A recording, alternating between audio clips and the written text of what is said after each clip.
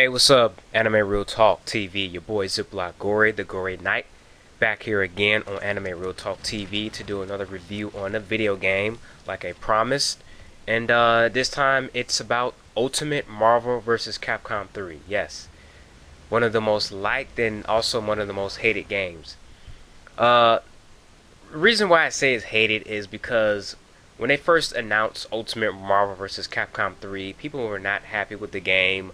Um, Especially the roster. The roster was the biggest problem, I think. I don't think it was the gameplay. I don't think it was anything else in particular. It was just the roster that people hated because, Marvel versus Capcom 2 had so many cast members. I mean, from both sides. And then you get to this new game, and it was like, wow, that's it. That's the cast. Like, that's all you're gonna add. And then not only that, they were talking about they weren't going to have returning characters like Silver Surfer and Gambit because of stupid reasons. Like, they couldn't come up with creative ways to put characters like Silver Surfer in because, I don't know, I guess they were just too uncreative, which is really a poor and shitty excuse because you guys are game developers. I mean, Capcom, you've been doing this for what? Over decades now, and you're telling me you can't put characters like Silver Surfer in there and whatnot. So I can totally understand where people were coming from with that game. And I didn't buy the first the first Marvel vs. Capcom 3 when it came out. I played it over my friend's house. He had the game, and at that time the newest Mortal Kombat had come out, and we were actually playing that more than we were playing Ultimate Marvel vs. Capcom 3. And the game was just disappointing, and I didn't bother buying it. And fast forward to a couple of months later, and we have Ultimate Marvel vs. Capcom 3.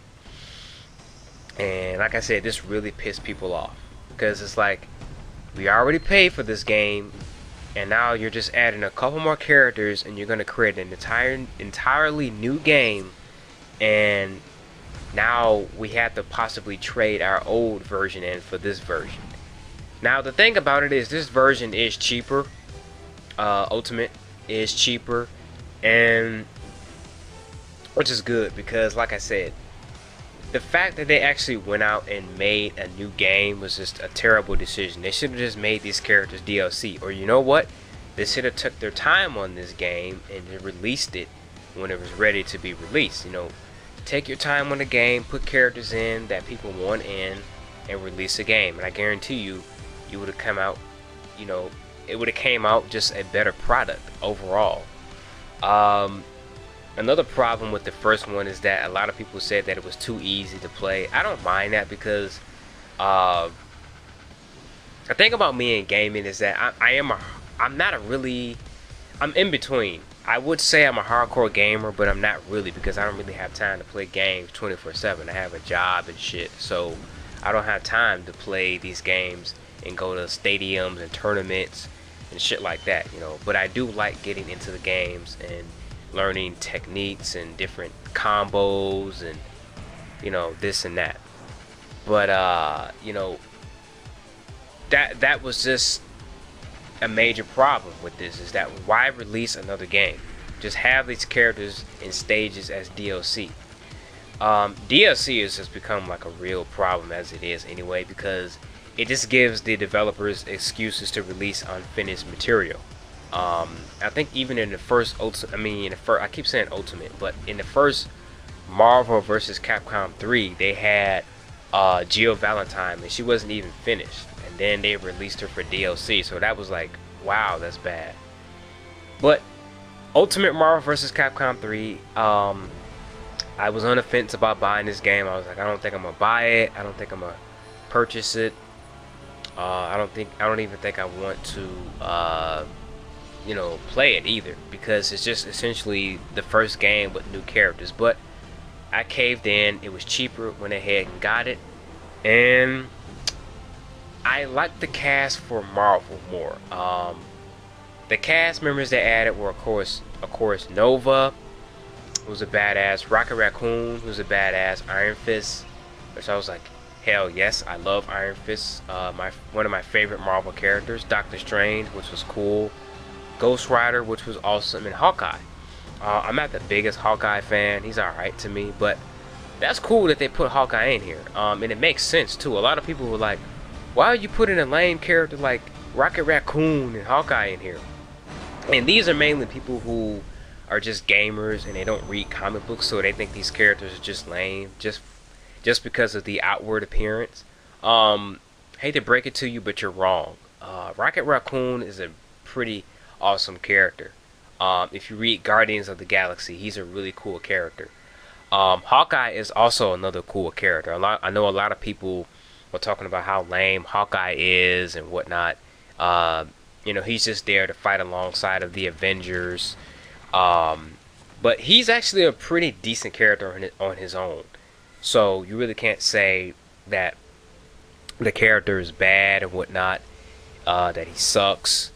Because if you read about the character, he's pretty interesting. The same with Rocket Raccoon.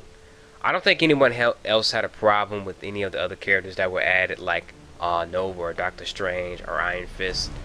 And then we get over to the Capcom side, which I'm not really crazy about. I mean, Virgil, cool. Phoenix Wright, shit. I don't give a shit about Phoenix Wright. Firebrand, whatever. Nemesis, cool, I guess. Frank West, awesome. And Strider. Strider was like, yes, I love Strider. But there's still some characters that I want in this game. I mean, on the Marvel side, I wanted Moon Knight, I wanted the Punisher, I wanted Daredevil, I wanted Venom, I wanted Gambit to come back, I wanted Rogue. Characters like that to return. The newer characters. I wouldn't even mind if they put the Sentry in there. I mean, I don't like the Sentry as a character, but he would have made a good boss character. There's so much they could have did. And on the Capcom side, seriously, MegaMan should have been in this game. Like, seriously, MegaMan should be in there. He is a flagship Capcom character. The fact that he's not in here is pathetic. That's like making a Marvel game without Spider-Man. It's like you gotta have him in there. He's a flagship character. He's one of the most popular and well-known characters throughout the world. So I thought that was pretty pathetic not to put Mega Man in there. And then they put a character like Phoenix Wright in there. I mean, fuck Phoenix Wright. Like I said, I can't stand that dumbass character. I think he's a shitty character. His stupid tagline, that he has. I'm like, why is this character in this game? Nobody wants him in here. He's just a waste of space. That character, if there's a character I think is a waste of space in his game, in this particular game, it's definitely Phoenix Wright. Shitty choice, man. But I do love the costume add-ons that they had. Like, they have different costumes. I particularly like the Marvel side of the costumes, like the add-ons that you can get, like the 616 costumes, and then you have the Ultimate costumes, and then you have like different alternate costumes that they came up with from the comics, and they actually put it in this game. Especially for Ghost Rider, like his alternate costume is really kick-ass. And then you had like the classic look for Hawkeye, and the ultimate look for Hawkeye and whatnot. And then you had like like the World War Hulk storyline look for Hulk and things of that nature. So I thought like the costume add-ons and the alternate looks were really cool. The stages that they add are pretty decent. Like, I'm not gonna say I'm blown away by them. They could have done a better job with that. But overall, I think the game is definitely fun. It's still missing some stuff, some characters. It's just missing that oomph. It's missing that oomph that it needs. And honestly, I don't know, after this one, I don't think they're probably gonna make another Marvel vs. Capcom. Which actually I wouldn't mind, because I honestly want to see Capcom, like Street Fighter versus Mortal Kombat, or Marvel versus DC. That's what I really want to see, to tell you the truth. But I don't know. I definitely would say go out and buy it, just because it's cheaper, and if you're really into the characters that made it into the roster this time around, I'd say it's worth it for that, because these characters are cool. They did add some new moves to the characters. They made it more fluent. They fixed some tweaks, some problems they had with the previous Marvel vs. Capcom 3. And they did improve on some things. It's a very fun and fast-paced fighting game. It's just really fun, especially when you playing with friends, up close and personal.